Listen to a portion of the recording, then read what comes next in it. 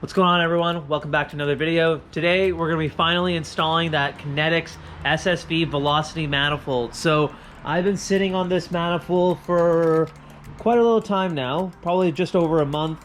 I haven't had the hardware to install it, so I've just been waiting for the hardware to come in. I ordered it off Concept Z, and it's really straightforward. Just a couple of gaskets and a couple of the things needed to bypass that coolant line that goes to the throttle body. So we're just going to merge those two lines together. So it's going to be pretty straightforward install. We're finally going to be taking off this really crappy intake manifold that Nissan made. It's tapered. It doesn't really give an even airflow on either side. That manifold's the same kind of ideal. It doesn't really get the same amount of airflow in here versus over here, but overall it's a lot more than the stock plenum itself. So it's going to be pretty interesting kind of installing this thing. A lot of guys say that I need to upgrade to the 75mm throttle body, but that throttle body with everything is like $500–600 Canadian, so I am not going to replace that just for a few little horsepower. What Nick agreed is you can actually drill the inside of this, actually not drill, bore out the inside of this portion, so it's actually a little bit bigger, so hopefully it gives it a little bit better flow. We'll see if that really does anything in terms of power. So what I'll do is I'll install this first, feel it out, then I'll go ahead and do that, because I'm not going to tune this car.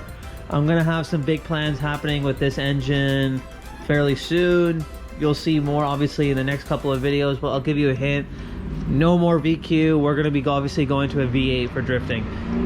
So that'll be a very interesting couple of videos. We'll have the build process for that later on, but for now, for the rest of the season, I'm going to be rocking this motor. And then once we get into like fall of 2020, maybe around September, October time, we'll go ahead and start building the LS for this car. So stay tuned for more of that, but let's get started putting this manifold on.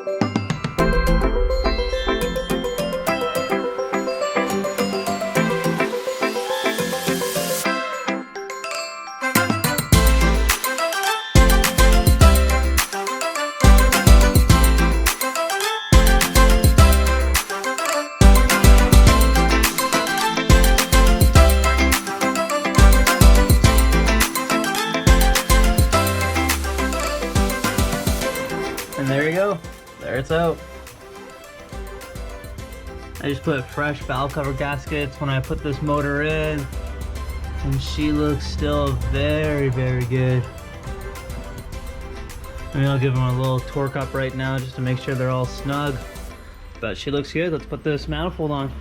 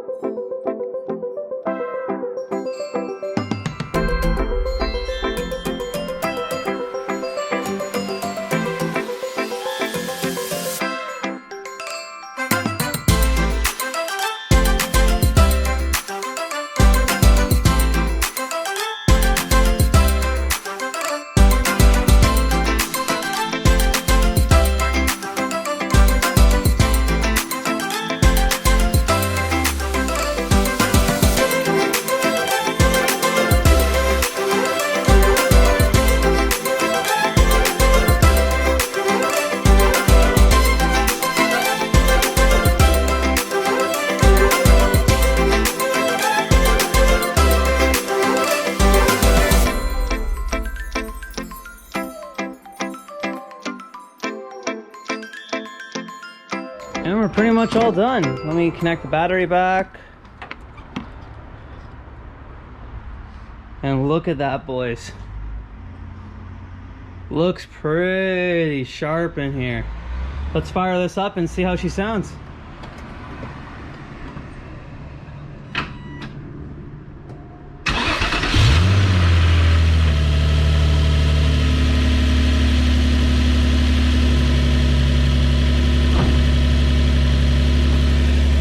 Hey, there you go, guys. Fired up perfectly fine.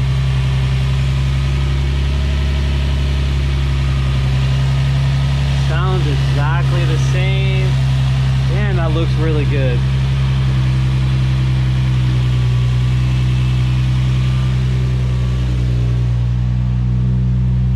Don't mind the steering wheel. I gotta put my aftermarket steering wheel in, but look at that.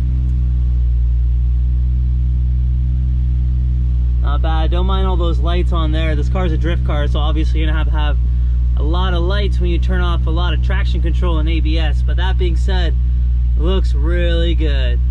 I'm gonna let it warm up, see what the AFRs are with it all in, and then she's good to go.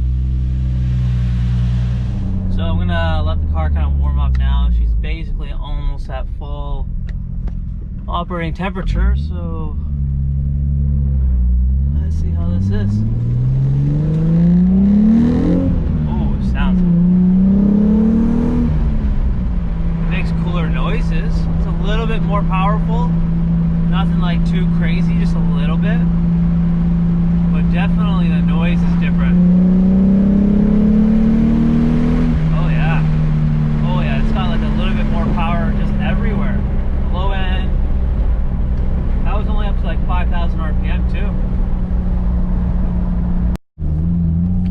Don't mind my steering wheel, but like this is gonna be second gear pull.